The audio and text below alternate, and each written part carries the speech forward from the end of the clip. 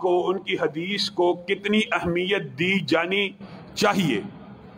نبی کریم صلی اللہ علیہ وسلم ایک مرتبہ حج کے فضائل بیان کر رہے ہیں، صحابہ کے ذہن میں یہ سوال پیدا ہوا، افی کل عام یا رسول اللہ، کیا یہ حج ہر سال ہوگا؟ جس طرح زکوٰۃ ہر سال ادا کی جاتی ہے، آپ اس کی اتنی فضیلتیں بیان کرتے ہیں، کیا یہ ہر سال ادا کیا جائے گا؟ یہ سوال پیدا ہونا چنبے کی بات نہیں، سوال پیدا ہو سکتا ہے۔ سوال پیدا ہوا، جو سوال پیدا ہوا صحابہ نے پوچھ لیا، نبی کریم صلی اللہ علیہ وسلم خاموش رہے۔ دوسری مرتبہ پھر پوچھا گیا، پھر خاموش رہے۔ تیسری مرتبہ پھر پوچھا گیا، پھر خاموش رہے۔ اور کچھ عرصہ گزرنے کے بعد کہا فلاں کو بلاؤ جو سوال کرتا تھا۔ اس سوال کرنے والے کو جب بلایا گیا تو نبی کریم صلی اللہ علیہ وسلم نے کہا، اگر اس زبان سے صرف نعم نکل جاتا، 3 حرف، صرف جی ہاں نکل جاتا، تو یہ حج ہر سال تمہارے اوپر فرض کر دیا جاتا۔ دین بڑا سیدھا، سچا، سادہ، کوئی ابہام نہیں ہے۔ اور یہ ابہام آج کل کے منطقیوں نے، فلاسفرز نے آپ کے اور میرے ذہن میں ڈالے ہیں کہ نعوذ باللہ رسول اللہ کی ایک زندگی تو نبوی ہے اور ایک زندگی بشری ہے۔ جو نبوی ہے اس کی بات تو ہم مانیں گے، جو بشری ہے اس کی بات نہیں مانیں گے۔ یہ غامدی جیسے اسکالر آپ کو ان اشکالات میں اس لیے الجھاتے ہیں کہ جس مرضی حدیث کا انکار کر دو کہ یہ جی نبوی معاملہ نہیں ہے، یہ بشری معاملہ ہے۔ اس طرح کے اشکالات رسول اللہ صلی اللہ علیہ وسلم کے اپنے دور میں بھی آئے اور رسول اللہ نے ان کو سیدھا کر دیا۔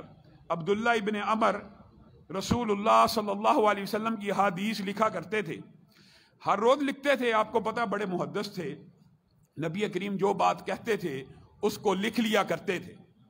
ایک دن ایسا ہوا، صحابہ عبداللہ ابن عمر بن عاص کے پاس آئے اور آ کے کہنے لگے، رسول اللہ بشر، اللہ کے رسول ایک بشر بھی تو ہیں، یتکلم فی الغضب والرضا، کبھی غصے میں کلام کرتے ہیں، کبھی خوشی میں کلام کرتے ہیں، اور تو ہر بات لکھ لیتا ہے، ہر بات ہی لکھتا جاتا ہے، کبھی خوش ہوتے ہیں، کبھی ناراض ہوتے ہیں، کبھی غصے میں ہوتے ہیں۔ یہی اشکال منکرین حدیث کا آج سب سے زیادہ میڈیا کے اوپر پھیلایا جا رہا ہے کہ رسول اللہ کبھی بشری تقاضوں کے مطابق بھی تو کوئی فتویٰ دیتے تھے، کچھ اجتہادات ان کے تھے۔ یہ نہیں پتا کہ رسول اللہ کے اجتہادات کے اوپر اللہ کا چیک اینڈ بیلنس اتنا مضبوط ہے کہ رسول اللہ اپنی ذات کے اوپر بھی اگر شہد کو حرام کریں، اللہ آسمان سے آیتیں نازل کر دیتا ہے کہ پیارے حبیب آپ اس کو حرام نہیں کر سکتے، آپ حرام کریں گے تو امت کے اوپر ہی حرام ہو جائے گا۔ یہ چیک اینڈ بیلنس، یہ آج کے اشکالات اس دور میں بھی عبداللہ ابن عمر کو کہا گیا کہ رسول اللہ خوشی میں بھی لکھتے ہیں، غصے میں بھی لکھتے ہیں، آپ ہر بات لکھ لیتے ہیں۔ آپ نے لکھنا چھوڑ دیا۔ رسول اللہ صلی اللہ علیہ وسلم باہر آئے، کیا دیکھا؟ عبداللہ ابن عمر لکھ نہیں رہے۔ کہا آپ لکھتے نہیں۔ انہوں نے سارا ماجرا بیان کر دیا کہ اس طرح بعض صحابہ نے یہ اعتراض پیش کیا، کبھی آپ خوشی میں ہوتے ہیں، کبھی آپ غم میں ہوتے ہیں، آپ ہر بات لکھ لیتے ہو۔ میرے بھائیوں، ایک یہ بات، ایک یہ حدیث انسان کی زندگی کا سارے کا سارا نہج، منہج، سارے کا سارا اشکال دور کر سکتی ہے۔ ایک حدیث نبی کریم صلی اللہ علیہ وسلم نے فرمایا، والذی نفسی بیدی، اکتب، پہلے حکم دیا اکتب، لکھا کر، اس ذات کی قسم جس کے ہاتھ میں میں محمد صلی اللہ علیہ وسلم کی جان ہے، ما یخرج منہ الا حق، یہاں اس زبان سے حق کے علاوہ کچھ نہیں نکلتا۔ یہ لوگوں نے آپ کو کیا مغالطہ ڈال دیا کہ رسول اللہ صلی اللہ علیہ وسلم کے فرمان اور قول میں اور اللہ کے فرمان اور قول میں کچھ فرق ہے۔ یہ اشکال انکار حدیث کا اتنا بڑا ہے جو بالآخر انسان کو الحاد کی طرف لے جاتا ہے، ایتھیزم کی طرف لے جاتا ہے، اللہ ہی کا انکار کر دیتا ہے۔ وجہ کیا ہے؟ نہ اللہ کو آپ نے دیکھا، نہ میں نے دیکھا، نہ اللہ کی خبر آپ کو اور مجھے کس نے پہنچائی ہے؟ نبی کریم صلی اللہ علیہ وسلم نے۔ جبریل آتے ہیں، ایک فرشتہ آتا ہے، کس نے بتایا ہے؟ رسول اللہ نے۔ یہ قرآن پاک ہے، کس نے بتایا ہے؟ رسول اللہ نے۔ قرآن پاک بھی آپ کے اور میرے اوپر براہ راست نازل نہیں ہوا۔ تو وہ لوگ جو سمجھتے ہیں نبی کے حکم میں اور اللہ کے حکم میں فرق ہے، وہ ایک سیرت کا واقعہ یاد کر لیں۔ نبی کریم صلی اللہ علیہ وسلم نے حکم دیا تھا، آپ کو علم ہوگا، یہودیوں نے غداری کی، معاہدہ توڑا۔ رسول اللہ صلی اللہ علیہ وسلم نے حکم دیا ان کے علاقے کی، ان کے رہائش گاہ کی یہ جو جھاڑیاں نا ان کو کاٹ دیا جائے. یہ واقعہ یاد کر لیں. جو رسول اللہ اور اللہ کے حکم میں فرق کرنے والے ہیں وہ ایک اکیلا یہی واقعہ یاد کر لیں, عقیدہ بھی درست ہو جائے گا, انکار حدیث کے سارے فلسفے زمین بوز ہو جائیں گے. یہ والی جھاڑیاں کاٹ دیجئے اور اس سائیڈ کے جو درخت ہیں وہ چھوڑ دیجئے. یہ کس نے حکم دیا ہے؟ رسول اللہ نے. کس کو حکم دیا ہے؟ کس کو حکم دیا ہے؟ صحابہ کو. حکم دینے والے کون ہیں؟ رسول اللہ. حکم کنہیں دیا جا رہا ہے؟ صحابہ کو. اب جب صحابہ نے رسول اللہ کا یہ حکم سنا اس کے اوپر عمل شروع کر دیا. جھاڑیوں کو کاٹا, کچھ کو چھوڑ دیا. یہودیوں نے شور مچا دیا, فتنہ کھڑا کر دیا. کیا کہا؟ کہنے لگے یہ کیسا نبی ہے معاذ اللہ, یہ کیسا پیغمبر ہے جو لوگوں کی کھیتیاں تباہ کرتا ہے, جو لوگوں کی فصلیں تباہ کرتا ہے. یعنی فتنہ کھڑا کیا. جب فتنہ کھڑا ہوا صحابہ کے کان میں یہ فتنہ پہنچا کہ یہ کیسا نبی ہے جو درختوں کو, جھاڑیوں کو کاٹنے کا حکم دیتا ہے, اپنی مرضی کی کٹواتا ہے, اپنی مرضی کی چھوڑ دیتا ہے. حکم کس نے دیا تھا؟ رسول اللہ نے. حکم کن کو دیا تھا؟ صحابہ کو.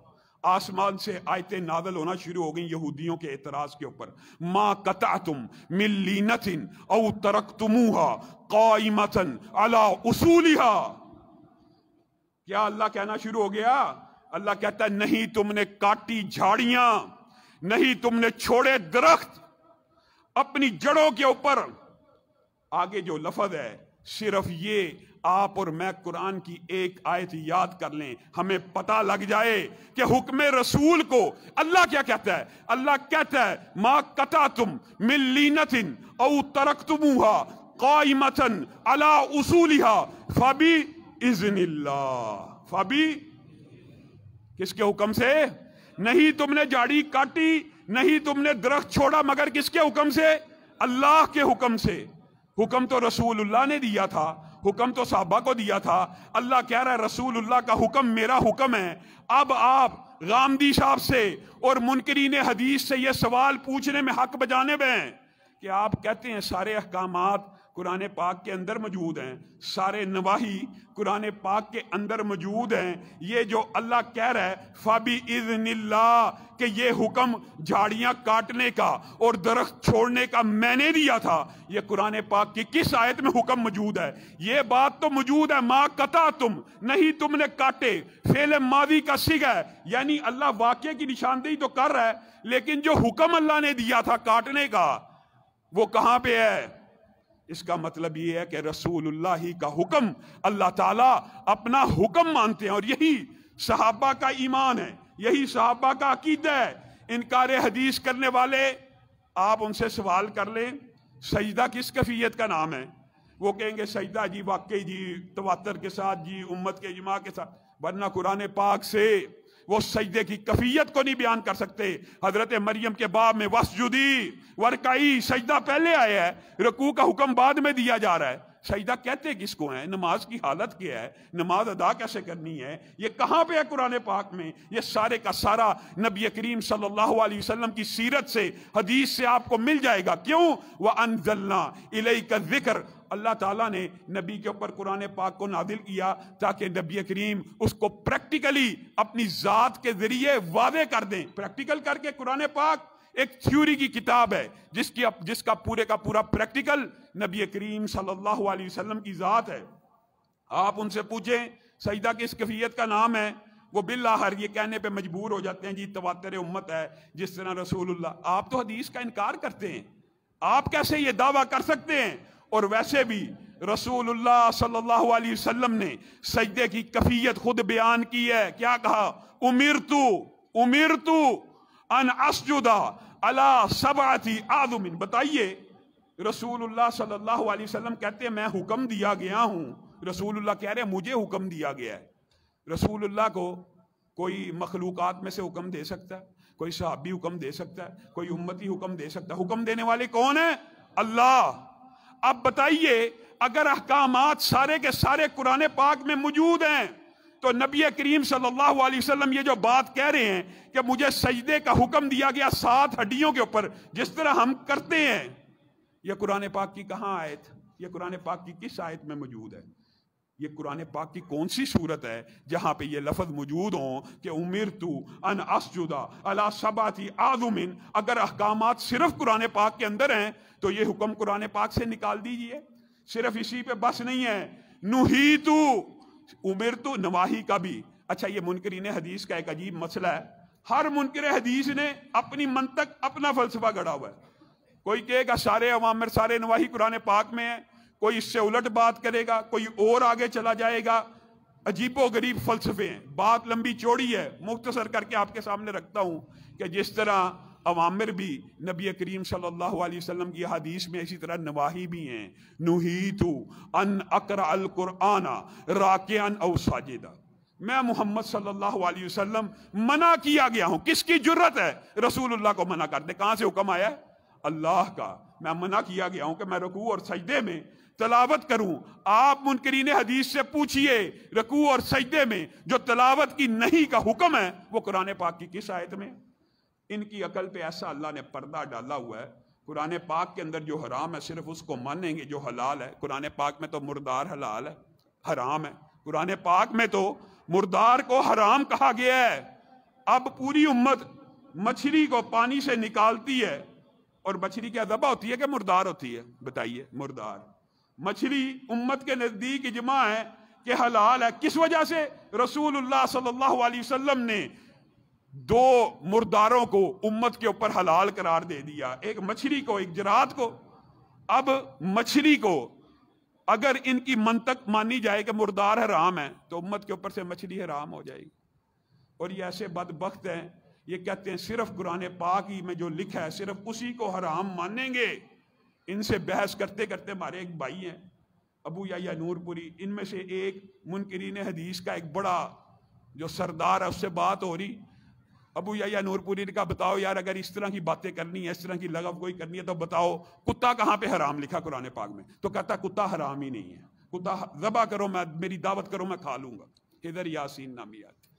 اندازہ کریں آپ، یہ اندازہ کریں جب بندہ انکار حدیث کے وادی میں اترتا ہے تو کس کس قسم کے اشکالات کا شکار ہو جاتا ہے.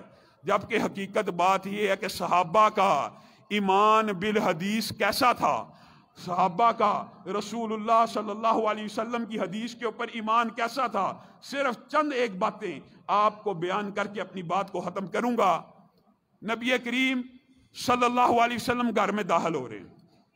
امی خدیجہ کا بیٹا فوت ہو گیا ہے اور امی خدیجہ اس کے غم میں ہیں اور کہہ رہی ہیں اللہ کے رسول زیادہ بات تو نہیں، اگر 2 سال زندہ رہ جاتا مدت رضاعت ہی پوری کر لیتا. نبی کریم صلی اللہ علیہ وسلم کہتے ہیں خدیجہ آپ غم کیوں کرتی ہیں؟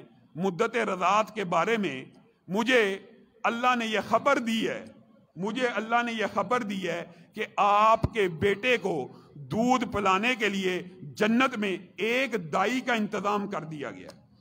اور اگر آپ چاہتی ہیں میں اللہ سے ابھی دعا کرتا ہوں آپ کا بیٹا جو دودھ پی رہا ہے اس دودھ پینے کی آواز بھی آپ کو سنوا دیتا ہوں.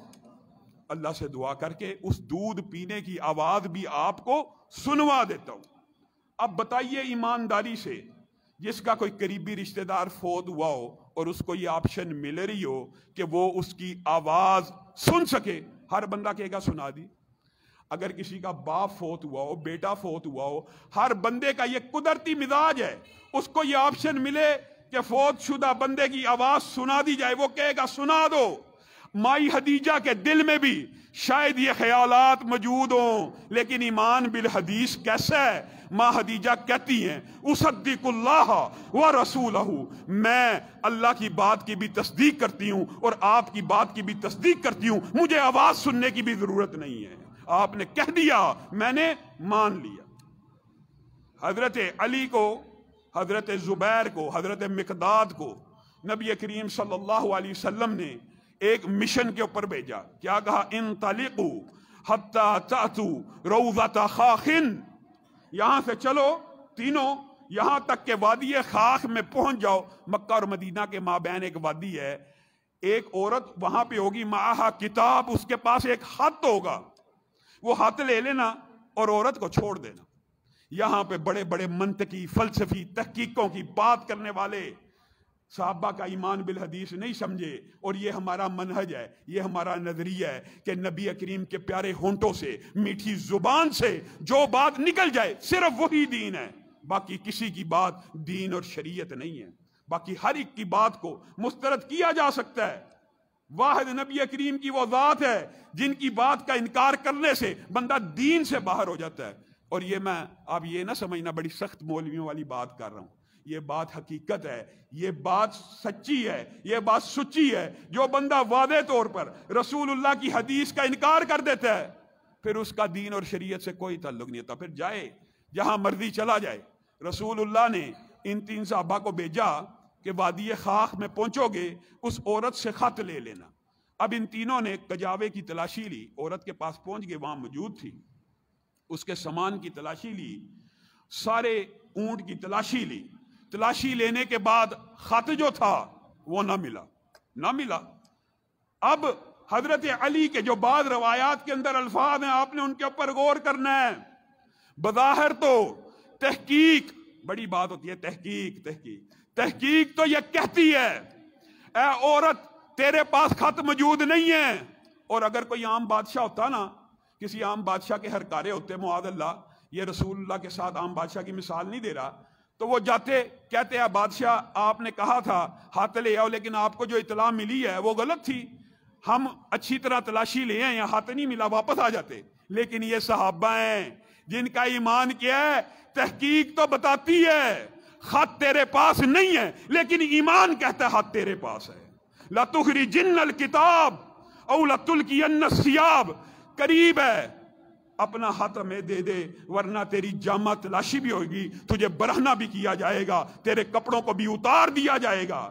اب حقیقت بات اگر آپ غور کریں اس حدیث کے اوپر، تو اگر کپڑے بھی اتار دیے جاتے خط نہ ملتا، کپڑے بھی اتار دیے جاتے تو خط نہ ملتا، کیونکہ اس نے کپڑوں میں بھی نہیں تھا چھپایا ہوا۔ لیکن عورت کو سمجھ آ گئی یہ کسی عام بندے کے بھیجے ہوئے افراد نہیں ہیں، یہ کہہ رہے ہیں تحقیق تو کہتی ہے ہاتھ تیرے پاس نہیں ہے، لیکن ایمان کہتا ہے ہاتھ تیرے پاس ہے، اب خط تجھے دینا ہی ہوگا۔ عورت نے خاموشی سے اپنے بالوں سے خط نکال کر حضرت علی کے حوالے کر دی۔ بتائیے کیا اللہ کے رسول کو اطلاع دینے والا کوئی عام ہے؟ اللہ رب العزت نے اطلاع دی ہے۔ آپ ایک بات کے اوپر غور کریں، بعض لوگ اس سے علم الغیب کشید کر لیتے ہیں، یہ بھی ایک عجب عجوبے اور اچنبے کی بات ہے۔ رسول اللہ صلی اللہ علیہ وسلم حضرت عمر کو کہتے ہیں کل فلاں جگہ فلاں کافر گرا پڑا ہوگا، کل فلاں جگہ فلاں کافر مرا ہوگا، کل اس جگہ اے عمر ابو جہل کی لاش ہوگی۔ آپ بتائیے کیا تجربے اور مشاہدے سے، ذہانت اور فطانت سے کوئی بندہ یہ دعویٰ کر سکتا ہے کل فلاں جگہ فلاں شخص مرا ہوگا؟ کس سے کر سکتا ہے؟ وہی سے کر سکتا ہے۔ اور اگر اطلاع نہ آئے، اونٹ کے نیچے ہار پڑا ہو، رسول اللہ صحابہ کو کہتے رہے تلاش کرو، نہ ملے، اور وضو کی پھر احکامات نازل ہو جائیں۔ حضرت عبداللہ ابن مسعود کا ایک گھر کوفے میں موجود ہے۔ یہ بات کر کے اپنی بات کو ختم کروں گا، قاری صاحب کا ایک پروگرام ہے اس لیے اپنی بات کو مختصر کر رہا ہوں۔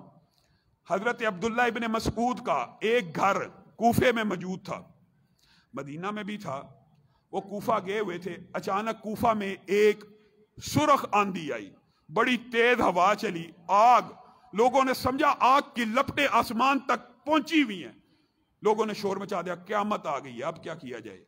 بعض لوگوں نے کہا سجدوں میں پڑ جاؤ، آخری عمل سجدہ ہوگا بخشے جاؤ گے، بعض نے کہا گھروں میں جاؤ قرآن کھولو، آخری عمل قرآن ہوگا بخشے جاؤ گے، بعض لوگوں نے کہا اللہ کے رسول کے صحابی کوفہ میں آئے ہوئے ہیں، ان سے جا کے مشورہ کرتے ہیں کہ قیامت تو اب آ گئی ہے، ہمیں آخری عمل کیا کرنا چاہیے؟ یہ صحابہ کا ایمان بالحدیث ہے جس کا آج علی العنان منکرین حدیث سے انکار کر رہے ہیں۔ عبداللہ ابن مسعود کے گھر کے باہر پہنچے اور شور مچا دیا، جات الساعہ۔ عبداللہ ابن مسعود شاید ان کا کوئی دروازہ کھٹکاتا کہ آئیے باہر آئیے آپ سے مشورہ کرنا، باہر آ جاتے، لیکن جیسے یہ الفاظ کان میں پڑے جات الساعہ قیامت آ گئی، اندر سے ہی آواز لگا دی قیامت ہرگز نہیں آ سکتی، میں نے رسول اللہ صلی اللہ علیہ وسلم سے سنا تھا جب تک زمین کی پشت کے اوپر ایک بھی وراثت کو اللہ کی کتاب اور حدیث کے مطابق تقسیم کرنے والا موجود ہوگا، قیامت بھی اس کے احترام میں رکی رہے گی۔ ابھی تو لوگ وراثت کو کتاب اللہ اور حدیث سے تقسیم کرتے ہیں، باہر بھی نہیں نکلے، باہر نکل کے دیکھنا بھی گوارا نہیں کیا کہ کیسی آندھی ہے، کون سی قیامت آ رہی ہے، اندر ہی کھڑے کھڑے کہہ دیا کہ قیامت اس وقت تک قائم نہیں ہو سکتی۔ میرے بھائیو، حدیث کے اوپر آپ کا اور میرا عقیدہ، آپ کا اور میرا ایمان اگر اس طرح کا ہوگا تو سمجھے ہم کامیاب ہیں، ورنہ ناکام ہیں اور فتنوں کا شکار ہو جائیں گے۔ سبحان ربک رب العزت عما یصفون وسلام علی المرسلین والحمد للہ رب العالمین۔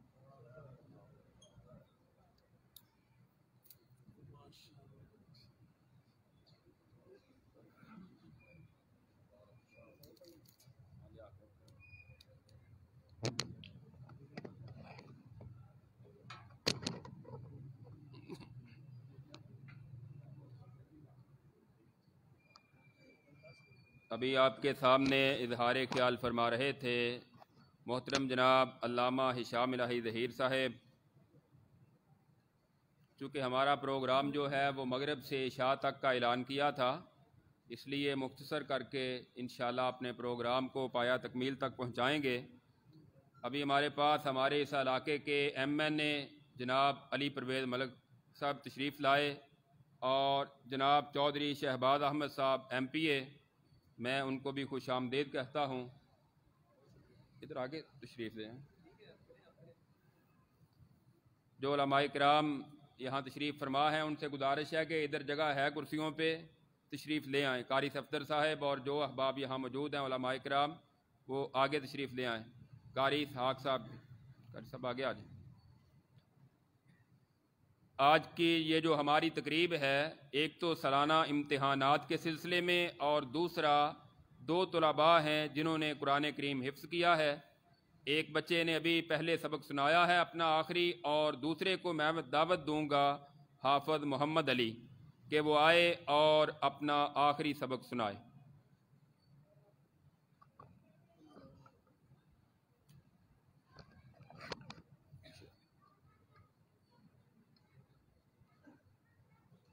السلام علیکم ورحمۃ اللہ وبرکاتہ۔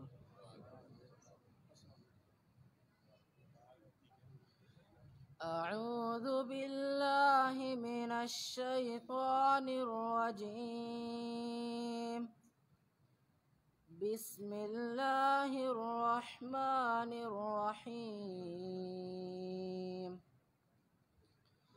فَإِنْ آمَنُوا بِمِثْلِ مَا آمَنْتُمْ بِهِ فَقَدِ اهْتَدَوْا، وَإِنْ تَوَلَّوْا فَإِنَّمَا هُمْ فِي شِقَاقٍ فَسَيَكْفِيكَهُمُ اللَّهُ وَهُوَ السَّمِيعُ الْعَلِيمُ۔ صِبْغَةَ اللَّهِ وَمَنْ أَحْسَنُ مِنَ اللَّهِ صِبْغَةً وَنَحْنُ لَهُ عَابِدُونَ۔ قُلْ أَتُحَاجُّونَنَا فِي اللَّهِ وَهُوَ رَبُّنَا وَرَبُّكُمْ وَلَنَا أَعْمَالُنَا وَلَكُمْ أَعْمَالُكُمْ وَنَحْنُ لَهُ مُخْلِصُونَ۔ أَمْ تَقُولُونَ إِنَّ إِبْرَاهِيمَ وَإِسْمَاعِيلَ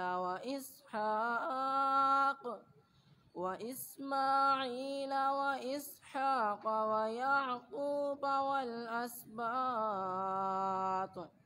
وَيَعْقُوبَ وَالْأَسْبَاطَ كَانُوا هُودًا أَوْ نَصَارَىٰ، قُلْ أَأَنْتُمْ أَعْلَمُ أَمِ اللَّهُ، وَمَنْ أَظْلَمُ مِمَّنْ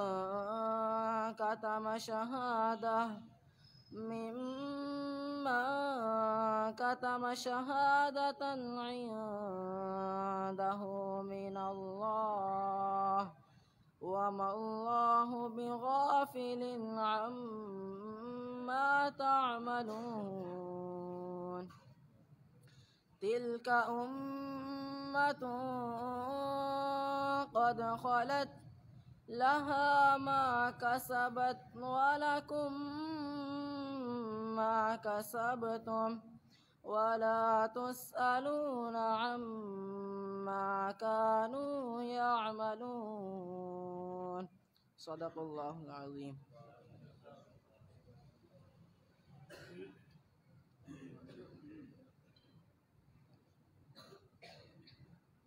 اس بچے نے بھی 2 سال سے کم عرصے میں قرآن کریم مکمل حفظ کیا ہے، اور دوسرا بچہ جس نے پہلے تلاوت کی تھی اس نے 1.5 سال کے قریب الحمدللہ یہاں قرآن کریم کو مکمل حفظ کیا ہے.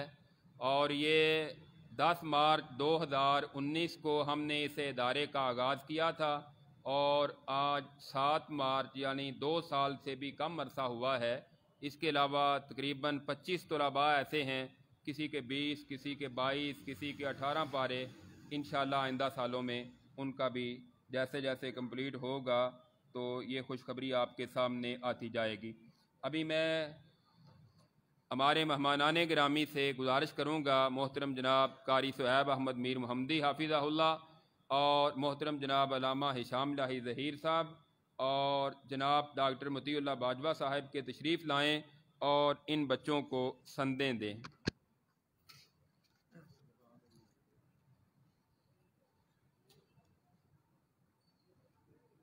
حافظ حمزہ عباس.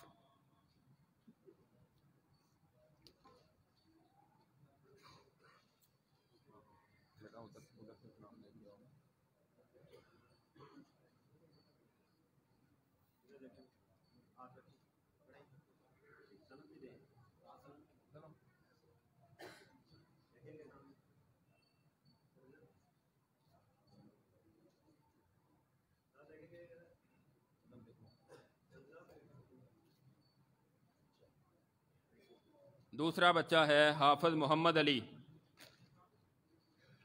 اپنی سند اور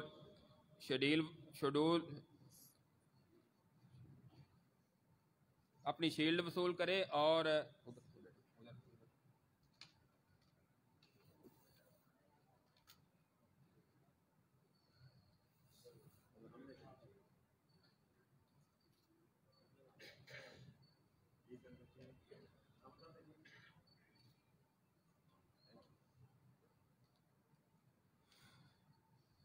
جو اس سال پہلی پوزیشن حاصل کرنے والا بچہ ہے احمد عمر.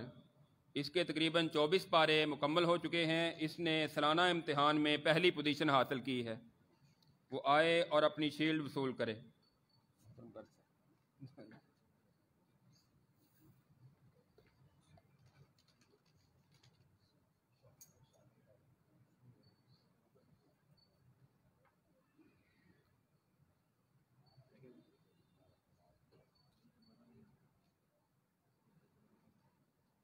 دوسری پوزیشن ان 2 بچوں نے حاصل کی تھی جن کو ہم نے ابھی انعامات دیے ہیں، جن کا قرآن کریم مکمل ہوا ہے. اور تیسری پوزیشن ہے محمد یاسر.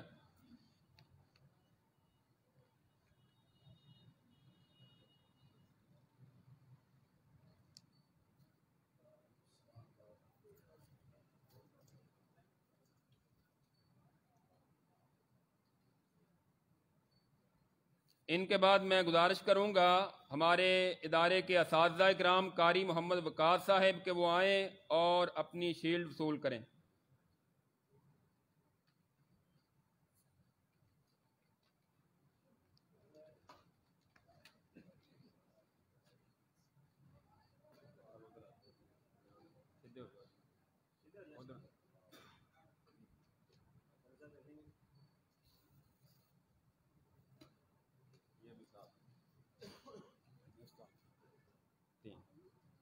دوسرے ہیں قاری نذیر احمد سلفی صاحب، وہ آئیں اور اپنی شیلڈ وصول کریں.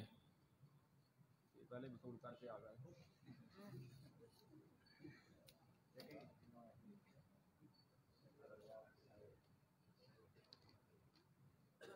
وہ بھی لے لیں گے پھر بھی اپنا.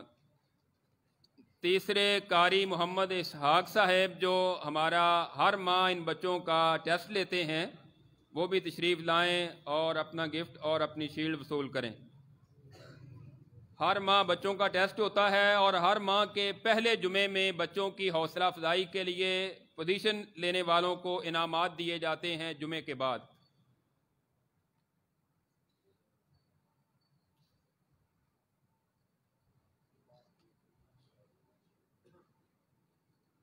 ان کے بعد محمد اسلم صاحب جو کہ ہمارے اس مسجد کے خادم ہیں وہ بھی آئیں اور اپنا انعام وصول کریں۔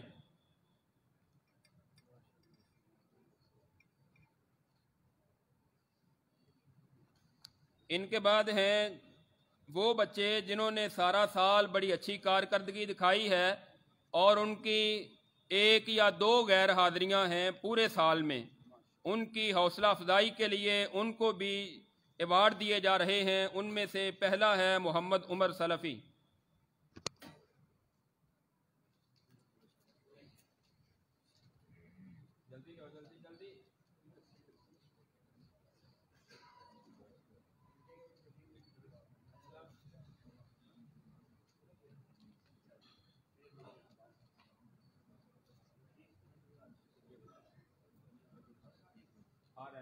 جلدی جلدی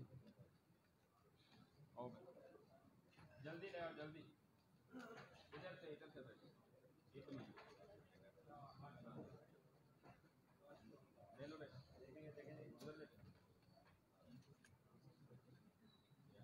دوسرے ہماری قاری نذیر صاحب کے بیٹے ہیں عمر فاروق۔ تیسرا بچہ عبد الحسیب۔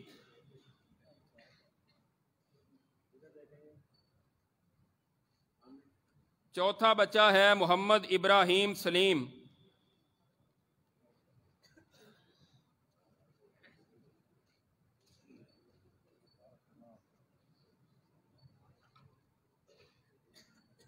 تین بچے ایسے ہیں کہ جن کی حوصلہ افزائی کے لیے ہم ان کو ایوارڈ دے رہے ہیں۔ حمزہ اسلم جو ہر وقت مسجد کی خدمت کرتے رہتے ہیں شوق سے، اپنی مرضی سے، صفائی ستھرائی۔ محمد عظیم ارحم شبیر۔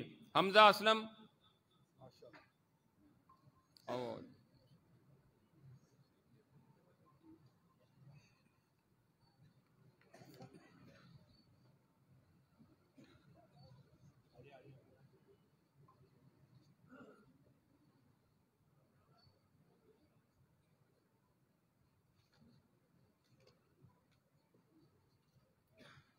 مہمانان خصوصی میں تشریف لائے ہیں جناب علی پرویز ملک صاحب MNA، ان سے بھی گزارش ہے کہ تشریف لائیں اور اپنی شیلڈ وصول کریں۔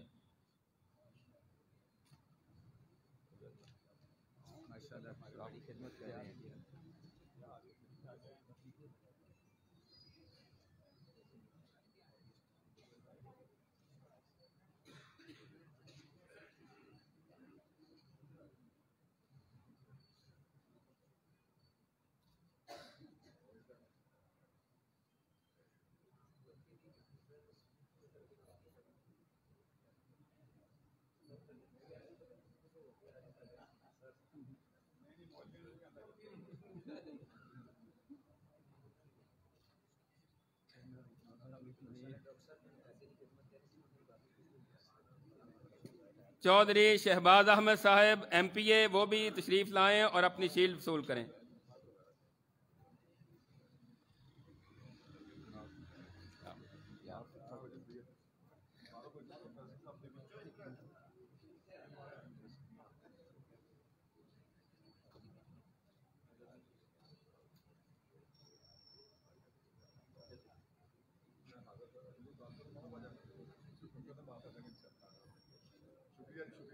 آج کے ہمارے معزز مہمانان گرامی میں سے علامہ ہشام الہی ظہیر ان کی خدمت میں شیلڈ پیش کرتے ہیں۔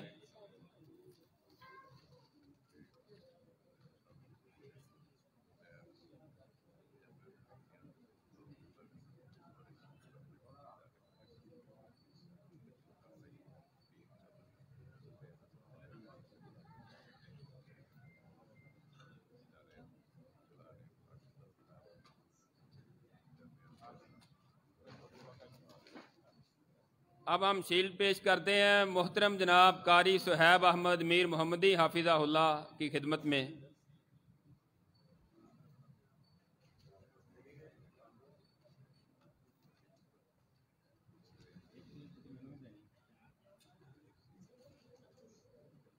اب میں خود ان سے شیلڈ وصول کر رہا ہوں، میری نہیں، اصل میں ادارے کی ہے، ایک تعارف کے لیے تقریب، ایک یادگاری کے لیے۔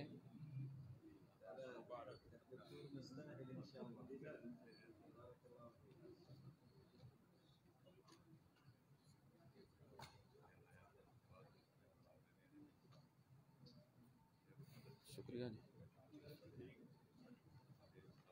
جو علماء کرام تشریف لائے ہیں آگے تشریف لے آئیں، اور اب میں خطاب کے لیے دعوت دوں گا محترم جناب قاری صہیب احمد میر محمدی حافظہ اللہ۔ بار چھوڑ کے انہوں نے بات دے لیں تھوڑی دیر۔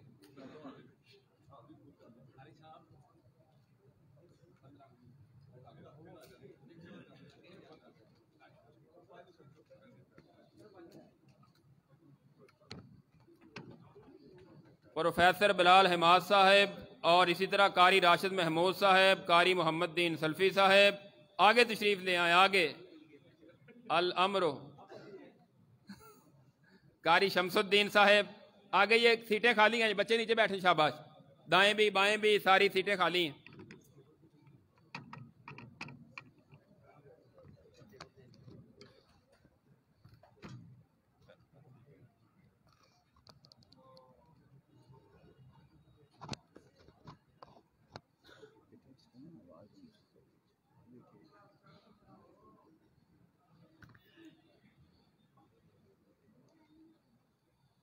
بسم الله الرحمن الرحيم.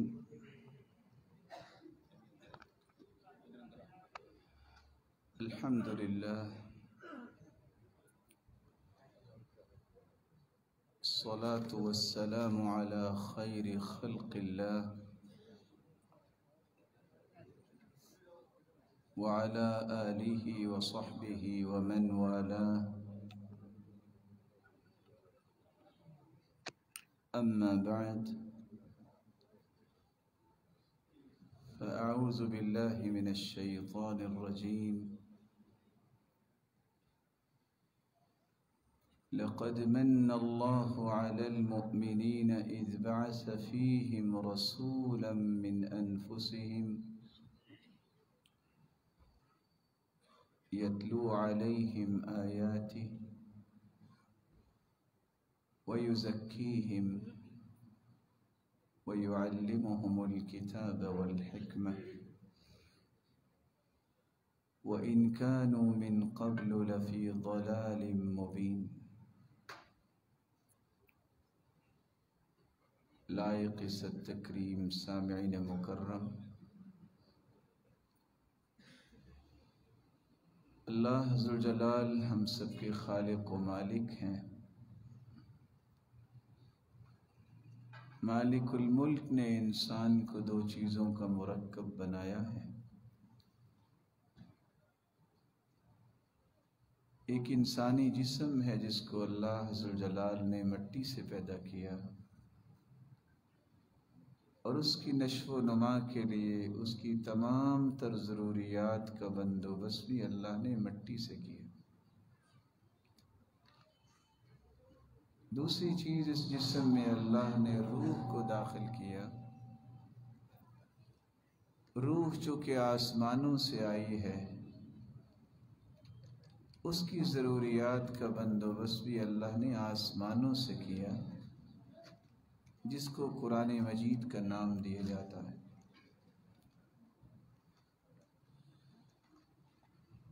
مٹی سے بنایا گیا یہ جسم اگر اس کی غذا کا خیال نہ کیا جائے تو یہ جسم بیمار ہو جاتا ہے۔ اسی طرح اگر روح کی غذا کا خیال نہ کیا جائے تو روح بھی بیمار ہو جاتا ہے۔ اور یہ ایک حقیقت ہے کہ انسان جتنا بھی خوبصورت ہو، جتنا بھی طاقتور ہو، توانا ہو، اگر اس کا رشتہ روح سے توڑ دیا جائے تو جسم کی کوئی قیمت باقی نہیں بچتی۔ باپ بھی کہہ رہا ہوتا ہے ذرا جلدی کر لیں، اور بیٹا بھی کہہ رہا ہوتا ہے انکل ذرا جلدی کروا دیں، لوگوں نے جنازے کے بعد واپس جانا ہے۔ اس سے پتہ چلا کہ اصل قیمت انسان کی روح کی قیمت ہے۔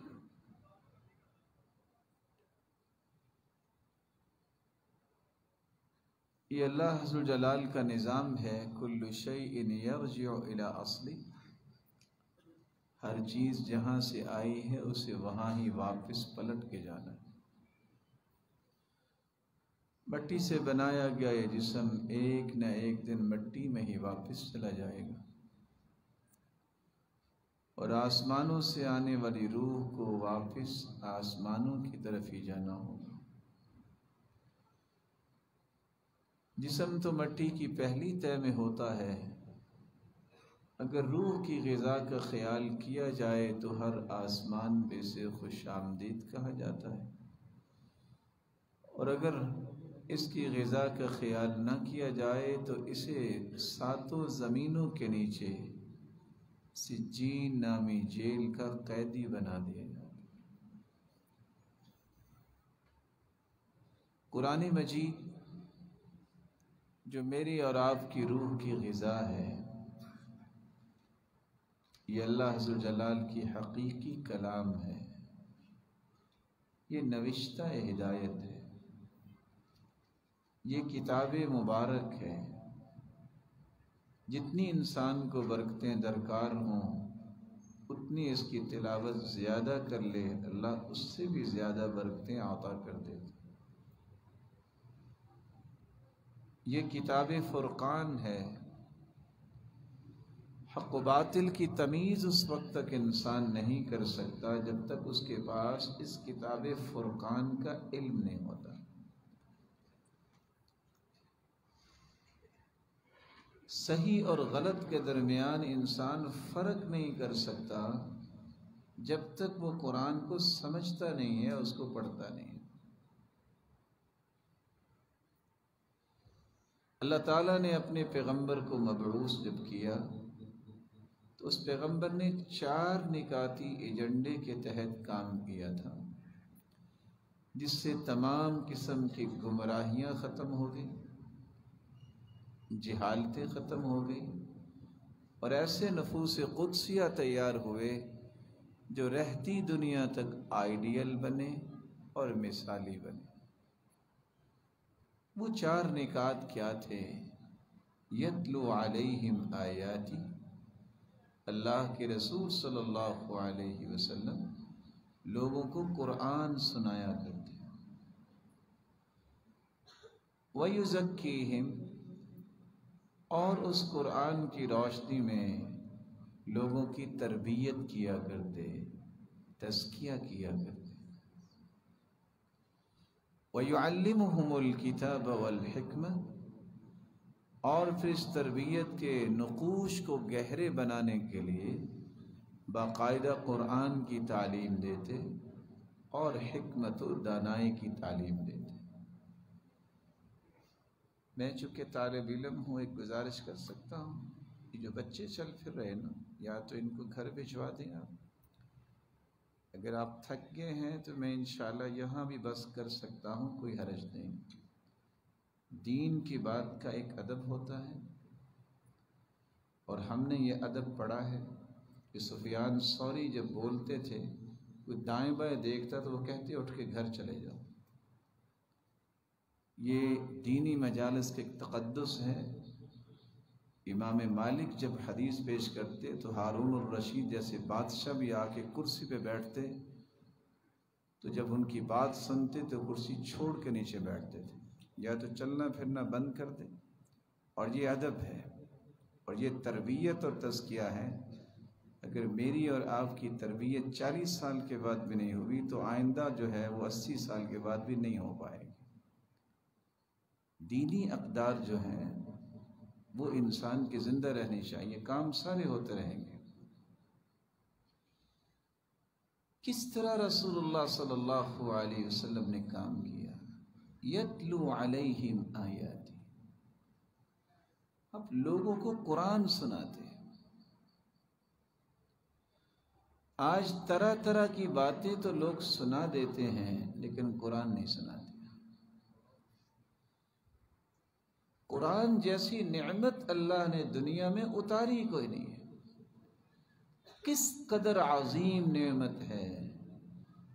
اللہ کے رسول صلی اللہ علیہ وسلم نے فرمایا لا حسد الا فی اثنتین رجل آتاہ اللہ القرآن فهو يقوم به آناء الليل وآناء النهار۔ روئے زمین پہ بسنے والی انسانیت میں سے صرف دو شخصیات ایسی ہیں جو قابل رشک ہے، جن کو دیکھ کے تمنا کیا کرو، دل میں شوق اور ذوق پیدا ہونا چاہیے، اے اللہ اس طرح کا مجھے بھی بنا، میری اولادوں کو بھی بنا اور ہماری نسلوں کو بھی بنا۔ اور وہ کون سے دو لوگ ہیں؟ ایک وہ ہے جس کو اللہ نے قرآن کی دولت سے مالا مال کیا ہے، صرف قرآن پڑھا نہیں ہے، یقوم بہ آناء اللیل وآناء النہار، دن رات اس قرآن کی تلاوت کرتا ہے۔ ورجل آتاہ اللہ مالا فهو ينفقه آناء الليل وآناء النهار۔ مال تو بہت لوگوں کے پاس ہے، لیکن یہ شخص قابل رشک ہے جس کو اللہ نے مال و دولت کی نعمت سے نوازا ہے اور دن رات اللہ کا بندہ اللہ کا دیا ہوا مال اللہ کے دین کی سربلندی کے لیے خرچ کرتا اور لٹاتا نظر آتا ہے۔ رسول اللہ صلی اللہ علیہ وسلم نے اس لیے قرآن سنایا لوگوں کو۔ دلوں کے روگ ختم ہوتے ہیں تو قرآن سے۔ ابو جہل جیسے کافر اور ان کے ساتھ اخنس بن شریک، اور اس وقت تک ابو سفیان مسلمان نہیں ہوئے تھے، رات گزر رہے ہیں، اللہ کے رسول قرآن کی تلاوت کر رہے ہیں اور تینوں ہی سننے لگے، ساری رات ہی سنتے رہے۔ اخنس پوچھتا ہے ایک طرف تم کہتے ہو کہ نعوذ باللہ من ذالک یہ جھوٹا ہے، دوسری طرف ساری رات سنتے رہے ہو۔ دوسرے دن تیسرے دن لاٹھی پکڑی، اخنس نے اس کے گھر پہنچ گئے۔ ایک بات تو بتاؤ، کبھی تم کہتے ہو کہ وہ ٹھیک نہیں ہے اور پھر ساری رات اس کی بات بھی سنتے ہو، وجہ کیا ہے؟ ابو جہل کہتا ہے سچ بتاؤں لذت بڑی آتی ہے۔ کافر بھی مانتا تھا، لیکن کس چیز نے ان کو محروم رکھا؟ اس نے خود کہا تھا بنو ہاشم نے ستو پلائے، حاجیوں کو ہم نے بھی پلائے، برابر ہو گئے۔ بنو ہاشم نے حاجیوں کو کھانے کھلائے اور قربانیاں کی، ہم نے بھی کی، برابر ہو گئے۔ وہ غلام آزاد کرتے تھے، ہم نے بھی غلام آزاد کیے، پھر برابر ہو گئے۔ اب بنو ہاشم یہ کہتے ہیں ہم میں سے نبی پیدا ہو گیا، ہم نبی کہاں سے لائیں؟ اگر ان کی بات مان لی تو ان کے تابع ہونا پڑے گا۔ اس انا نے جہنم کا ایندھن تو بنا دیا ہے لیکن قبول نہیں کیا۔ یہ قرآن ہے جو انسان کی تربیت کرتا ہے، جو انا کو توڑتا ہے۔ یہ قرآن ہے جو انسان کی کانٹ چھانٹ کرتا ہے۔ یہ قرآن ہے جو انسان کی نوک پلک درست کرتا ہے۔ رسول اللہ صلی اللہ علیہ وسلم اس لیے قرآن سنایا کرتے تھے۔ یہ وہ عظمت والی کتاب ہے، جو ہی انسان کی آنکھیں بند ہوگی قبر میں جائے گا، تمام سوالات کے جواب پرسکون طریقے سے دے گا، اور فرشتے پوچھیں گے تمہیں کیسے جواب آ گئے؟ وہاں قرآن والا یہ کہے گا، صحیح بخاری کی روایت میں تفصیلات موجود ہیں، میں نے جواب اس لیے دیے قرأت القرآن وعملت بما فيه وصدقت، میں نے قرآن پڑھا تھا، میں نے اس کے مطابق عمل کیا تھا، میں نے تصدیق کی تھی کہ جو میرے رب نے فرمایا ہے سچ فرمایا۔ اور آج افسوس اس بات کا ہے کہ آج 40 والیوم کی بکس میرے لائبریری میں پڑھی ہوتی ہیں، لا کی بھی، لیکن مجھے سورہ اخلاص پڑھنے نہیں آتی۔ کیا خبر ہے کہ نبوی منہج کیا ہے؟ اس کی بنیاد بھی قرآن سے ہوتی ہے اور اس کی انتہا بھی قرآن سے ہوتی ہے۔ یہ وہ عظیم کتاب ہے جس دن کوئی شخص بھی ہے اس کے جسم پہ کوئی لباس نہیں ہوگا، پاؤں میں جوتی نہیں ہوگی۔ کیسا عظیم انعام ہوگا اللہ کی طرف سے۔ الماہر بالقرآن مع السفرۃ الکرام البررہ، انسانیت کو اللہ کے سامنے پیش کیا جائے گا۔ اس کے دو فیز ہوں گے۔ ایک فیز وہ ہے یوم یکون الناس کالفراش المبثوث، لوگ اس طرح پتنگوں کی طرح گرے ہوئے ہوں گے، ہوش نہیں ہوگی کسی کو۔ اللہ کے رسول صلی اللہ علیہ وسلم کی سفارش ہوگی، تب جا کے حساب شروع ہوگا۔ دوسرا فیز شروع ہوگا وَعُرِضُوا عَلَىٰ رَبِّكَ صَفًّا، لوگوں کو صفوں میں کھڑا کر دیا جائے گا۔ مالک الملک قرآن پڑھنے والے کو پہلا انعام کیا دیتے ہیں؟ زندگی بھر اسے جب تک زمین پہ رہتا ہے، خیرکم من تعلم القرآن وعلمہ، روئے زمین پہ بسنے والی تمام انسانیت سے افضل اس کو قرار دیا جو قرآن سیکھتا ہے اور سکھاتا ہے۔ پھر قبر میں بھی اس کے ساتھ معاملہ جو ہوگا کہ یہ شخص جوابات دے کے قیامت تک سکون کی نیند سوئے گا۔ حشر کے دن بھی اللہ ذوالجلال فرمائیں گے آ جاؤ، آج خاکی صفوں میں تمہیں کھڑا نہیں ہونا، ان خاکی صفوں سے نکلو اور آ جاؤ ان صفوں میں جن صفوں میں جبریل امین کھڑے ہیں۔ قرآن آ جائے گا،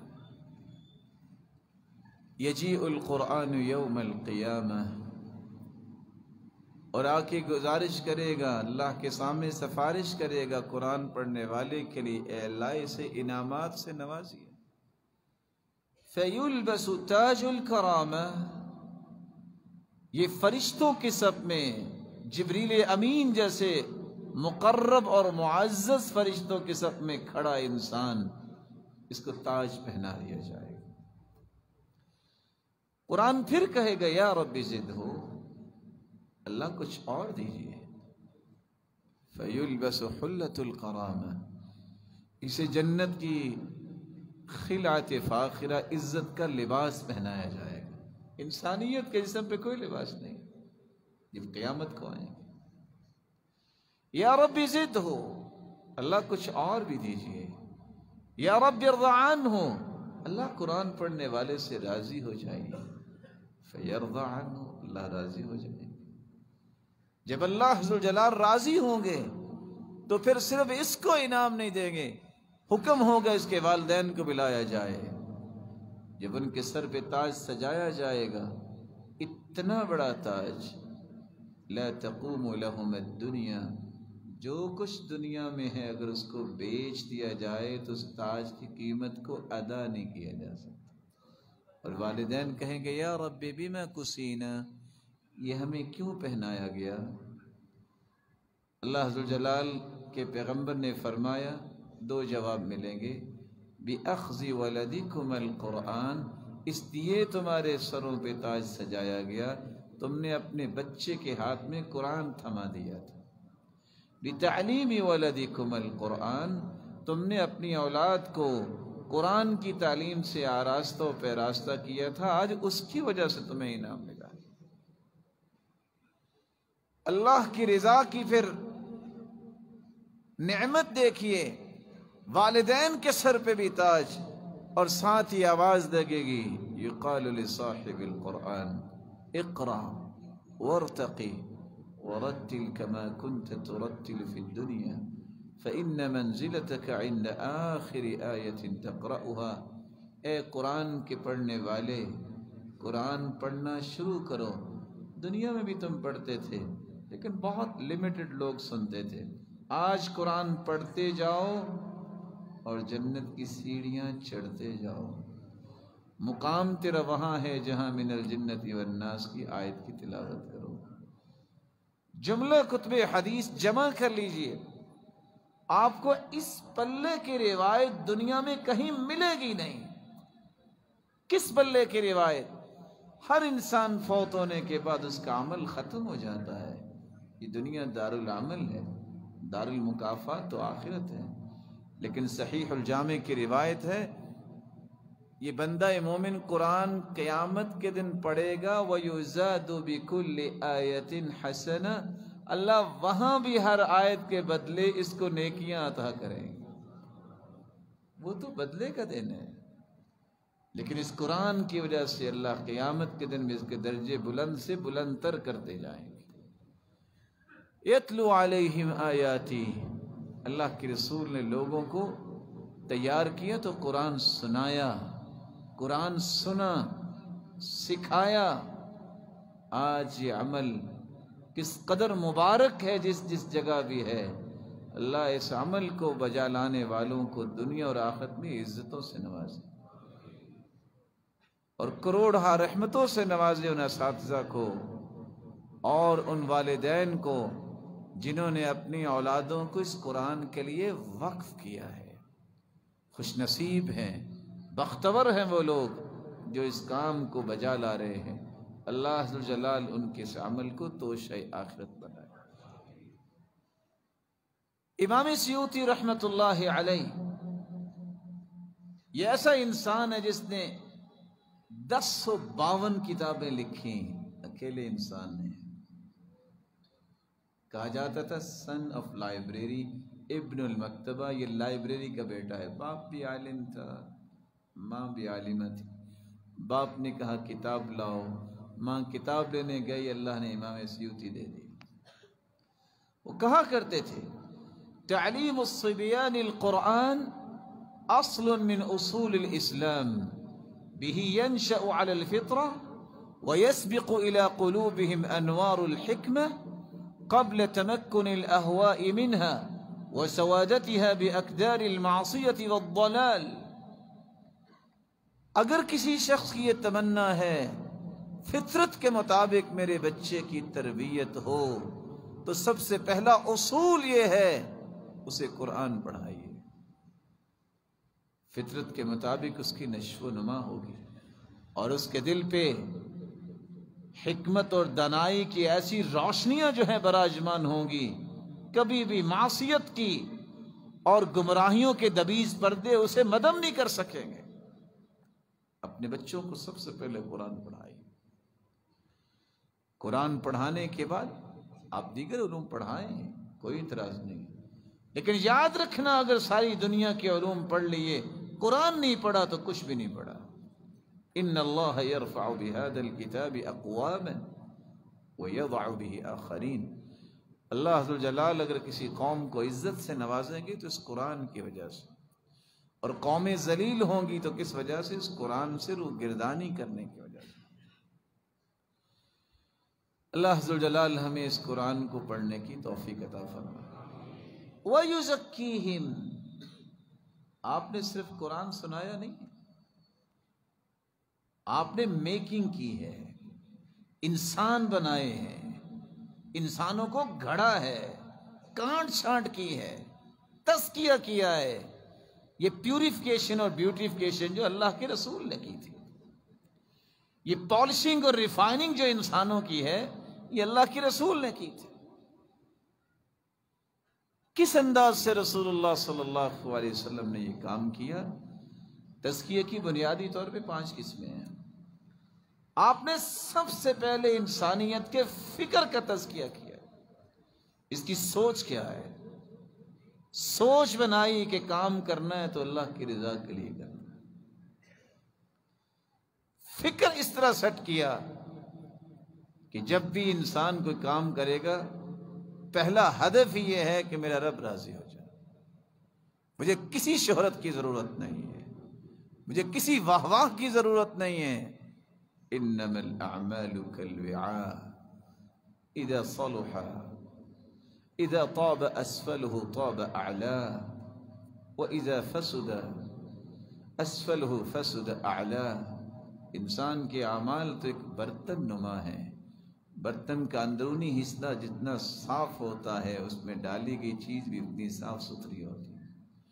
اگر اس میں علائشیں ہیں تو اس میں جو بھی چیز آپ ڈالیں گے وہ علائشوں سے لبریز ہو جائے گی۔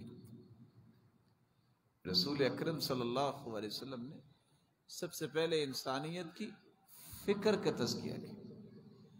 ارادے اچھے کیجئے، نیت اچھی کیجئے، خیر اور بھلائی کی سوچ پیدا کیجئے۔ پازیٹیو تھنکنگ جب تک نہیں آتی، ساری زندگی کتابوں کا کیڑا بنا رہے، کبھی اس کا تزکیہ نہیں ہوتا۔ متق اللہ عبد فاحب الشہرہ، شہرت کا حریص ہونے والا ساری زندگی اپنا ماتھا رگڑتا رہے، متقی نہیں بن سکتا۔ ما صدق عبد قط فاحب الشہرہ، اللہ کی رضا کو چھوڑ کر کسی اور چیز کو اپنا ہدف اور ٹارگٹ بنا لیتا ہے کہ میری شہرت ہو، یہ ساری زندگی بھی سچا انسان نہیں بن سکتا۔ صحابہ اور سلف کا تو انداز ہی اور تھا، ان کی غرض یہ ہوتی تھی کہ اللہ راضی ہو جائے، اور مخلص کی نشانی بھی یہی ہے، اس کو تعریف اور مذمت میں کوئی فرق نہیں لگتا، محسوس ہی نہیں کرتا، وہ نیکیاں کر کے چھپانے کی کوشش کرتا ہے، وہ ہر نیکی کا بدلہ اللہ سے لینا چاہتا ہے۔ اور کس قدر خوبصورت بات یحییٰ بن معاذ نے کہہ دی۔ کسی نے پوچھا کہ مخلص کب انسان بنتا ہے؟ کہا اذا صار خلقه كخلق الرضيع، دودھ پینے والا بچہ جب تک اس جیسا انسان کا ذہن نہیں بنتا، مخلص نہیں بنتا۔ یہ 6 ماہ کے بچہ، یہ 1 سال کا بچہ، جب اس کو آپ یہ کہیں کہ میرا بیٹا بہت اچھا ہے، وہ اسمائل پاس کرتا ہے، مسکراتا ہے۔ اگر آپ اسی وقت یہ کہہ دیں میرا بیٹا بہت گندا ہے، پھر بھی اسمائل پاس کرے گا، وہ کچھ نہیں کہے گا۔ مخلص بھی ایسا ہوتا ہے، کوئی گالی بھی دے، کوئی تعریف بھی کرے، اسے پرواہ نہیں ہوتی۔ یہی وجہ ہے کہ آج انسانیت کا بیشتر حصہ پڑھنے کے باوجود بھی نہ ان کی زبان سے کسی کو سکون ملتا ہے، نہ اس کے اعمال سے کسی کو سرور ملتا ہے۔ عدی بن حاتم کو کہاں سے ڈھونڈ کے لائیں؟ گالی دینے والا گالی دیتا ہے، وہ کہتے ہیں غلام سے جلدی جاؤ، آپ ان سے پوچھو آپ کھانا کھائیں گے؟ کہاں سے ابو ذر لائیں؟ ایک شخص نے گالی دی، وہ بولنے لگے، کہا اگر کوئی جواب دیا میں 100 گالیاں دوں گا۔ مسکرا کے کہتے ہیں تم 100 گالیاں بھی دو گے، میں ایک کا بھی جواب نہیں دوں گا۔ آج علی بن حسین کو کہاں سے ڈھونڈے؟ یہ لوگ تھے جن پہ قرآن کا رنگ چڑھا تھا، صبغۃ اللہ، صبغۃ اللہ ومن احسن من اللہ صبغہ وَنَحْنُ لَهُ عَابِدُونَ۔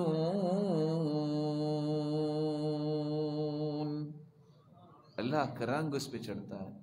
ایک شخص نے گالیاں دی، اس کے گھر چلے گئے، دروازہ کھٹکھٹا کے کہتے ہیں السلام علیکم ان کنت صادقا وغفر اللہ لی، جو تو نے باتیں کہیں اگر سچی کہی ہیں تو دعا کرو اللہ مجھے معاف کر دے، وَإِن كُنْتَ كَاذِبًا وَغَفَرَ اللَّهُ لَكَ، اگر تو غصے میں آ کے کوئی غلط بول بیٹھا ہے، میں دعا کرتا ہوں اللہ تجھے معاف کرے، ویسے میں ہمارا جھگڑا کوئی نہیں ہے۔ یحییٰ بن معاذ کے ساتھ بھی ایسا ہوا، گالی دینے والے نے گالی دی تھی، مسکرا دیا۔ آج شریف انسان کو لوگ کہتے ہیں بزدل ہے، اور ایک بات یاد رکھیے گا، ہمیشہ خرابی پیدا ہوتی ہے تو انسان کی حاشیہ نشینوں کی وجہ سے۔ دعا کیا کرے انسان کی کچن کیبنٹ جو ہے وہ نیک اور صالح، جس کے ساتھ اٹھنا بیٹھنا ہے وہ نیک انسان۔ یحییٰ بن معاذ کو بھی کہا تھا لِمَ لَمْ تَرُدَّ عَلَيْهِ، آپ جواب کیوں نہیں دے رہے؟ تو پھر مسکرا کے کہتے ہیں فَلِمَاذَا تَعَلَّمْتُ إِذًا، اگر میں نے گالی کا جواب گالی سے دینا تھا تو علم کیوں پڑھا؟ یہ ذمہ داری ہے، ان کو کہتے ہیں اہل قرآن۔ کبھی جاہلوں سے بھی مقابلہ کرتے ہیں۔ سیدنا علی نے کہہ دیا ایک دن کہ لوگ زکوٰۃ نہیں دیتے، ایک شخص بول کے کہتے ہیں آپ کیسے کہہ رہے ہیں زکوٰۃ نہیں دیتے؟ لوگ تو سارا زکوٰۃ دیتے ہیں۔ کہا لوگ مال کی زکوٰۃ دیتے ہیں، عقل کی زکوٰۃ نہیں دیتے۔ کہا عقل کی بھی زکوٰۃ ہوتی؟ کہا عقل کی زکوٰۃ یہ ہے کہ اپنی مرضی کے مخالف باتیں سن کے انسان مسکرا کے دکھا دے۔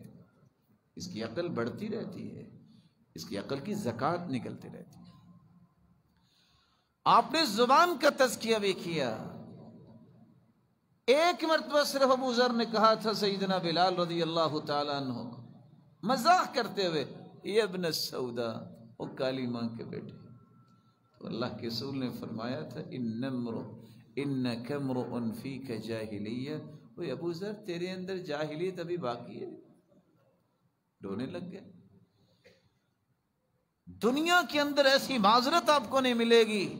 بلال بیٹھے ہیں، سیدنا ابو ذر اٹھتے ہیں، ان کے پاس جا کے لیٹتے ہیں۔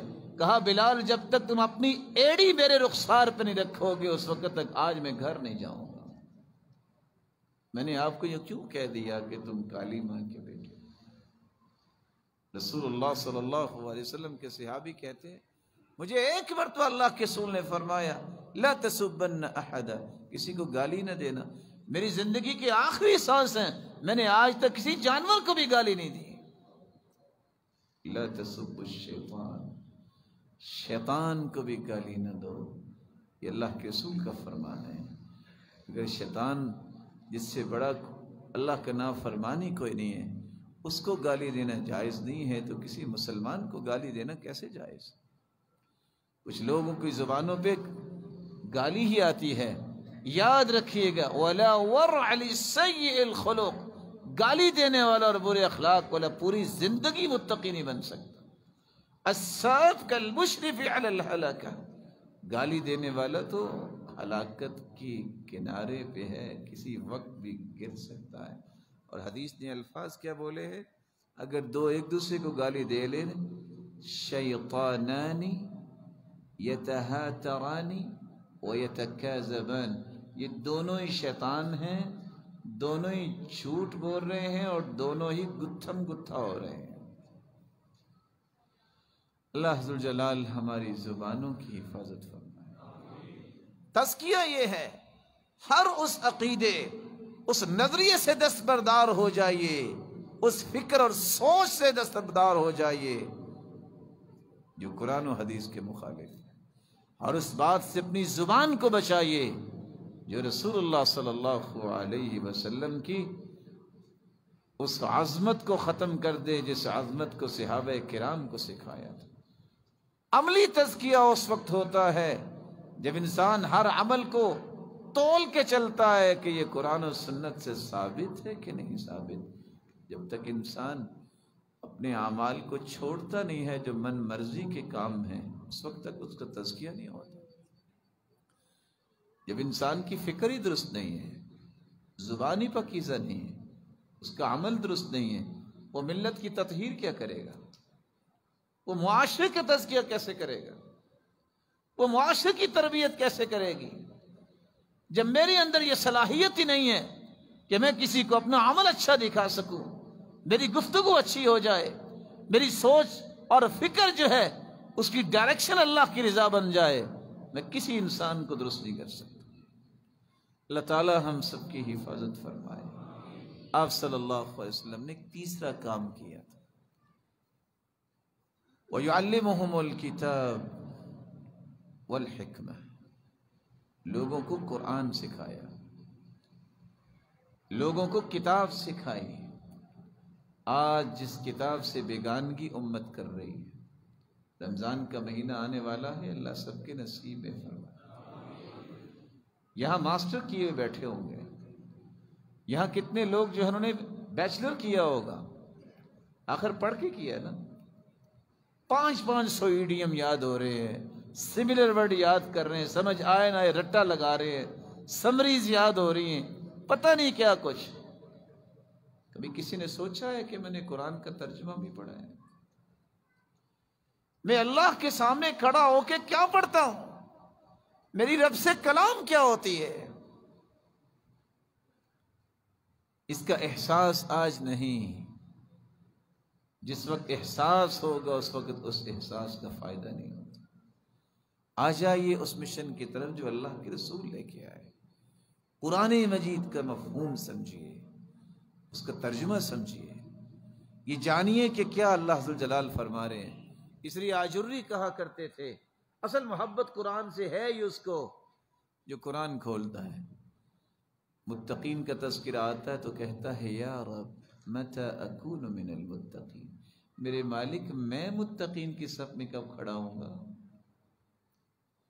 فائزین کا تذکرہ آتا ہے تو وہ دعا کرتا ہے متی اکون من الفائزین، اللہ میرا نام فائزین میں کب آئے گا۔ جنتیوں کا تذکرہ آتا ہے تو کہتا ہے یا ربی متی اکون من اہلہا، میں جنتیوں کے صف میں کب کھڑا ہوں گا۔ یہ وہ تمنا اور تڑپ ہے جو انسان کو اللہ کے قریب کرتی ہے۔ آپ صلی اللہ علیہ وآلہ وسلم نے حکمت بھی سکھائی، دانائی بھی سکھائی، اور یہ چوتھی اور آخری بات رسول اللہ صلی اللہ علیہ وسلم نے سامنے رکھ کے زندگی میں کام کیا تھا۔ حکمت کیا ہے؟ صحیح ترین رائے کو اختیار کرنا، یہ حکمت کہلاتا ہے۔ آج لوگ اس مبارک لفظ کو بھی اتنا مظلوم بنا چکے، ہر غلط کام کرنے والا کہہ رہا ہوتا ہے کہ حکمت یہ ہے۔ حکمت یہ نہیں ہے، حکمت کہتے ہیں اصابت الرائے، صحیح ترین رائے۔ یؤتی الحکمت من یشاء ومن یؤت الحکمت فقد اوتی خیرا کثیرا۔ اس کو اللہ نے یہ دنائی دے دی، صحیح ترین رائے دے دی، اللہ نے تو اسے خیر کثیر سے نواز دی۔ حکمت سے مراد کسی گناہ کو جائز کرنا نہیں ہے، کسی برائی کو سینے سے لگانا نہیں ہے، اور رواداری کے الفاظ کو بول کے دین اسلام کے اصولوں کی جڑیں کاٹنا نہیں ہے۔ حکمت سے مراد تو گہری بصیرت کی بات ہے۔ وَلَقَدْ آتَيْنَا لُقْمَانَ الْحِكْمَةَ أَنِ اشْكُرْ لِلَّهِ، ہم نے لقمان کو حکمت سے نوازا۔ یہ حکمت تھی نا، یہ گہری سوچ تھی نا اس کی۔ بیٹے نے کہا ابا جان سب کچھ چھوڑ کے سب کچھ ساتھ ہی لے جانا ہے، کچھ ہمیں بھی سکھا دو۔ کہا بیٹا پھر یاد رکھنا میری بات، جب گناہ کرنے کو جی چاہے نا تو بیٹا کر لینا، لیکن وہاں جا کے کرنا جہاں اللہ نہ دیکھتا ہو۔ بیٹا گناہ کرنے کو اگر جی چاہے تو کر لینا، لیکن اللہ کی زمین پہ نہ کرنا، کسی اور زمین پہ جا کے کرنا۔ وہ کون سی زمین ہے؟ بیٹا اتنے ہی گناہ کرنا جتنی جسم میں سزا سہنے کی طاقت ہے۔ حکمت سے مراد یہ ہوتی ہے جس سے اللہ کا خوف پیدا ہو، خشیت پیدا ہو۔ حکمت بالغۃ فما تغنی النذر، حکمت کوئی معمولی چیز تو نہیں ہے، اس سے تو خشیت پیدا ہوتی ہے۔ خشیت برائی سے تو نہیں پیدا ہوتی، خشیت تو نیکیوں سے پیدا ہوتی ہے۔ حکمت سے مراد سنت بھی ہے، ہر وہ کام جو سنت کے تابع ہوگا، جو سنت کے موافق ہوگا، اس کو حکمت کہہ سکتے ہیں۔ جس سے سنت کی مخالفت ہو رہی ہو وہ حکمت نہیں ہو سکتا۔ اور پانچواں معنی قرآن نے بیان کیا ہے، حکمت سے مراد نبوت بھی ہے۔ وَشَدَدْنَا مُلْكَهُ وَآتَيْنَاهُ الْحِكْمَةَ وَفَصْلَ الْخِطَابِ،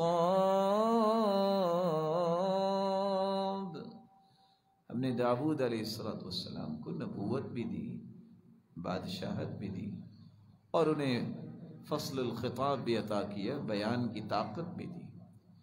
ہر وہ بات جو نبی کریم صلی اللہ علیہ وسلم کی فرمان کی روشنی میں ہوگی اس کو حکمت کہتے ہیں۔ اللہ یہ حکمت ہر ایک کو نصیب فرمائے۔ اور یاد رکھیے گا وَإِن كَانُوا مِن قَبْلُ لَفِي ضَلَالٍ مُبِينٍ، ان چار کاموں سے پہلے بھی لوگ گمراہ تھے، اسلام سے پہلے۔ آج بھی اگر ان چار چیزوں کے ساتھ انسان اپنی زندگی نہیں گزارتا، دعوت نہیں دیتا، گمراہی پھر بھی ختم نہیں ہوگی۔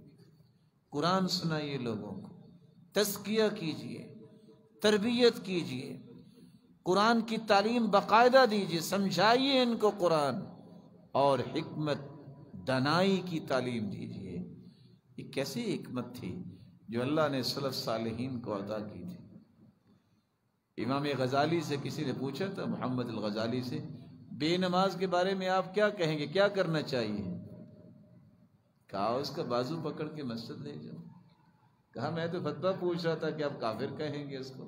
کہا آپ نے کہا کیا کرنا چاہیے؟ میں نے کہا بازو پکڑ کے مسجد لے جاؤ۔ ابن باز کے پاس سگریٹ نوش آتا ہے، کہتے ہیں 1 منٹ آئیں گے میرے پاس؟ جلدی سے وہ جیب سے نکالی، کہتی ہیں اس کی خوشبو اس سے اچھی ہے، ذرا لگا کے دیکھو۔ کیسے تھے مولانا ثناء اللہ امرسری صاحب؟ ساتھی کے ٹخنوں سے نیچے شلوار ہے، صبح سیر کرتے۔ یہ نہیں کہا کہ تم فاسق ہو، فاجر ہو، جہنمی ہو تم۔ کہا ایک گزارش کروں گا، ویسے ہی کپڑا بڑا پیارا ہے، اگر آپ نیچے سے اتنا کو کاٹ دیں نا تو میری ٹوپی بڑی پیاری بن جائے گی۔ یہ گہری سوچ کب آئے گی؟ کس طریقے سے ہم لوگوں کو صحیح راستہ دے سکتے ہیں؟ یہ حکمت سیکھیے، دانائی سیکھیے۔ اور سلیمان علیہ السلام انہوں نے بھی جب دیکھا کہ 2 بہنوں کا فیصلہ کیا ہے، داؤد علیہ السلام نے، ایک کا بچہ بھیڑیا کھا گیا تھا، دوسری کا بچ گیا اور شور مچا رہی تھی۔ جب دیکھا کہ معاملہ یہ نہیں حل ہو رہا، کہتے اچھا ایسا کرو، اپنا آدھا آدھا کر لو۔ ایک بچہ بچا نا، تو ذرا وہ کہتی میرا، وہ کہتی میرا، کہتے اب آدھا آدھا کر لو۔ پتا تھا اب فیصلہ ہوگا کس کا بچہ ہے۔ جس کا نہیں تھا اس نے کہا کر دو، جس کا تھا اس نے کہا نہیں اس کو دے دو، مجھے نظر تو آتا رہے گا، مجھے نظر تو آتا رہے گا۔ رسول اللہ صلی اللہ علیہ وسلم یہ حکمت و دانائی سکھایا کرتے تھے۔ حکمت و دانائی یہ بہت بڑی نعمت ہے۔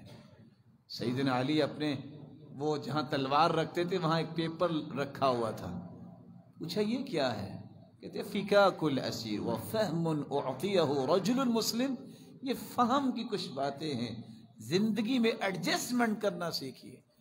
بڑے بڑے آپ کے سامنے ایسے مسائل آئیں گے، اسے نکلنا سیکھیے۔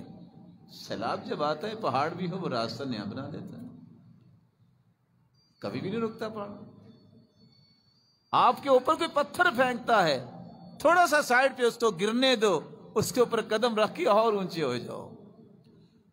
3 کام کر لو، آپ کو یہ حکمت و دانائی نصیب ہو جائے گی۔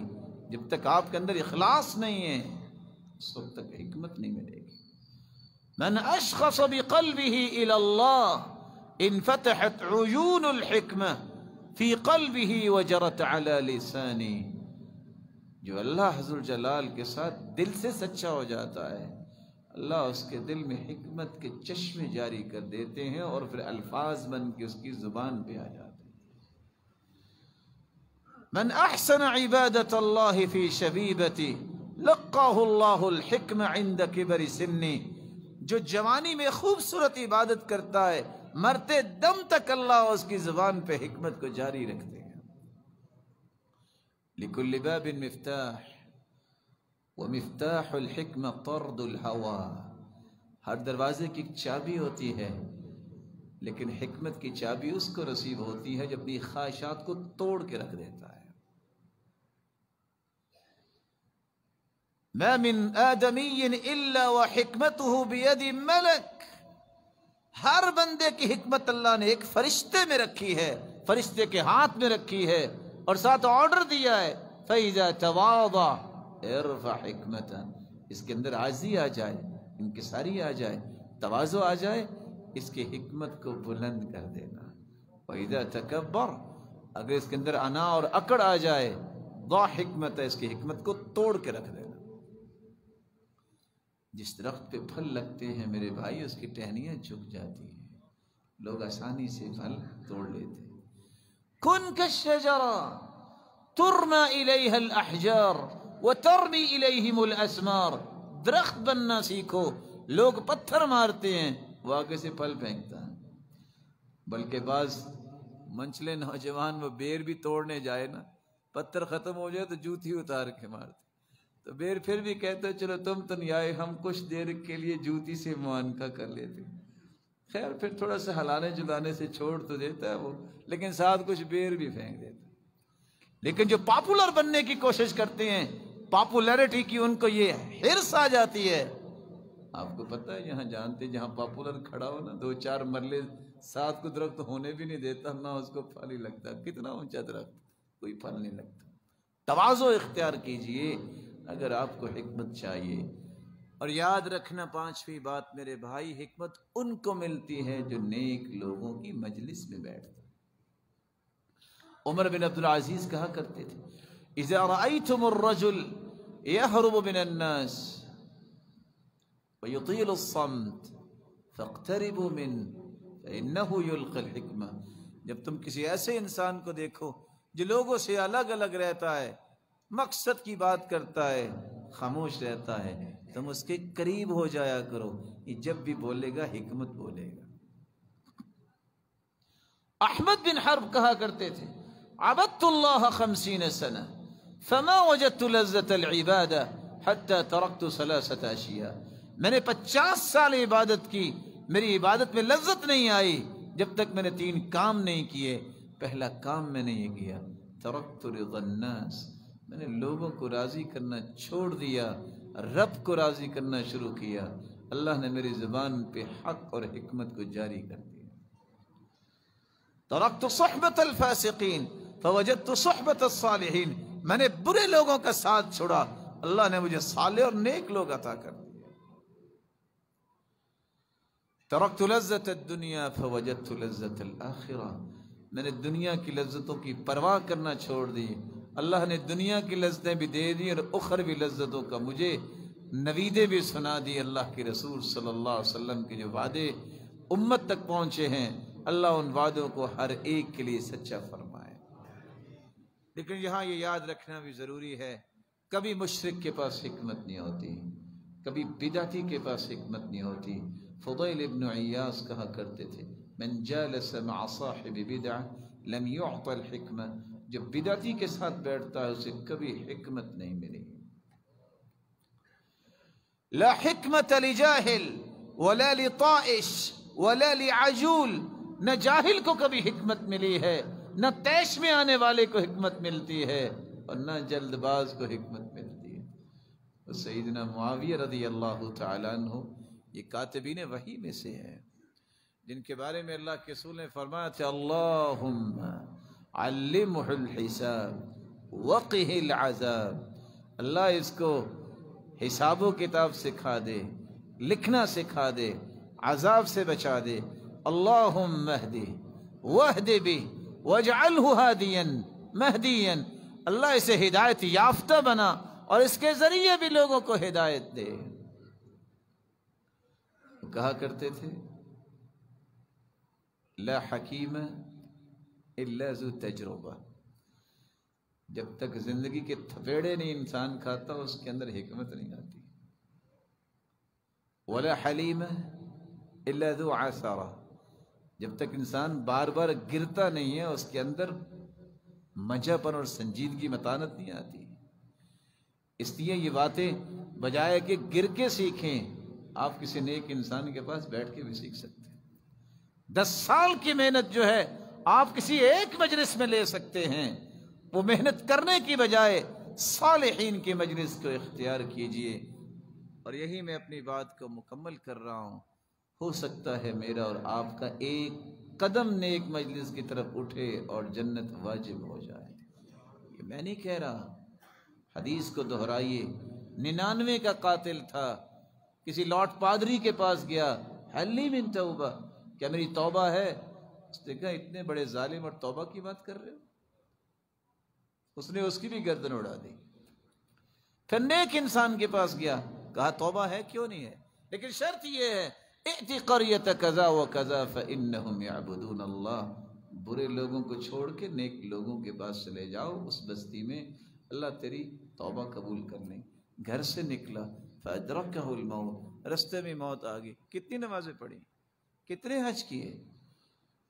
فاختصمت الملائکہ، فرشتوں کی تکرار ہوئی. کچھ کہنے لگے جنت میں اس کی روح جانی چاہیے، کچھ کہنے لگے نہیں اس نے تو عمل ہی کو نہیں کیا. اللہ نے ایک اور فرشتہ بھیجا، فیصلہ کرواؤ. قیسوا بینہما، فرشتے نے کہا پیمائش کرو.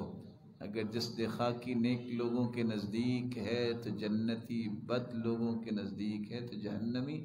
پیمائش کی گئی تو ایک بالشت اس کا جسد خاکی نیک لوگوں کے قریب تھا، فیصلہ ہو گیا یہ جنتی ہے۔ خوش نصیب ہیں آپ لوگ جو نیک مجلس میں آنے کی تمنا کرتے ہیں۔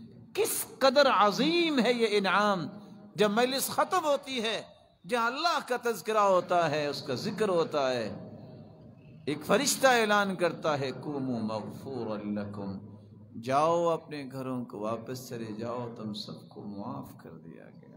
اور دوسری روایت کے الفاظ ہے رکو رکو وبدلت سیئاتکم حسنات، اکیلی معافی نہیں ملی، تمہارے گناہوں کو بھی اللہ نے نیکیاں ہی بنا دیا ہے۔ وآخر دعوانا الحمدللہ۔